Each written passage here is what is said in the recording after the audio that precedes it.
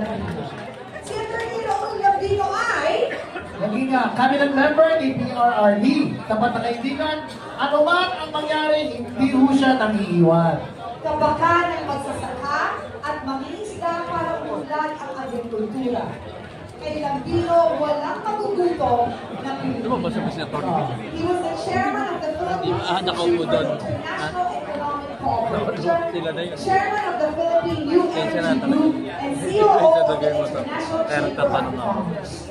He recently finished an executive program of AI, or artificial intelligence, financial technology, digital economy, blockchain, and crypto at the MIT. MIT yan ang pinakamahirap masulit na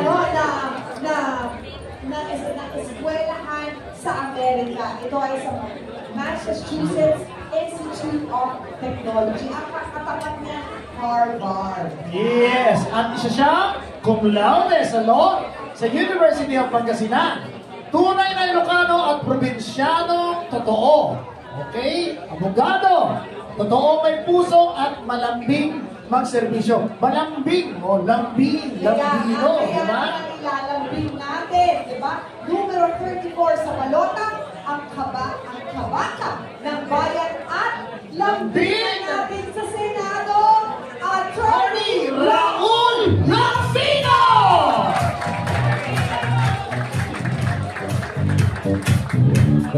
Bakit? May kiss pa talaga, Torby, ha?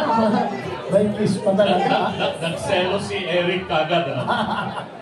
Salamat, Giselle. Matagal na kami mga kaibigan ni Giselle for, hindi ko na pipilain kung ilang taon.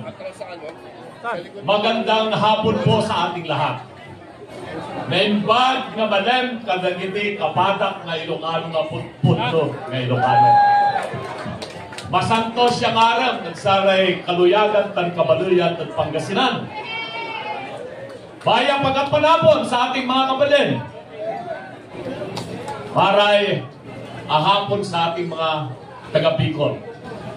Bayong hapon, kaninong tanan. Assalamualaikum sa ating mga kapatid na Muslim. Buenas tardes sa ating mga kababayan dyan sa Zamboanga.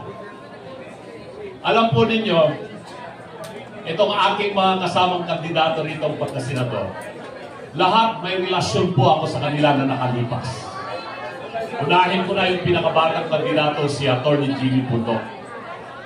Bata-bata pa siya noon, kagaling kumanta niyan, kagaling mag-gitara. So lahat ng kanyang gimmick o kaya'y pinupuntahan ko para panoorin siyang kumanta. Dahil na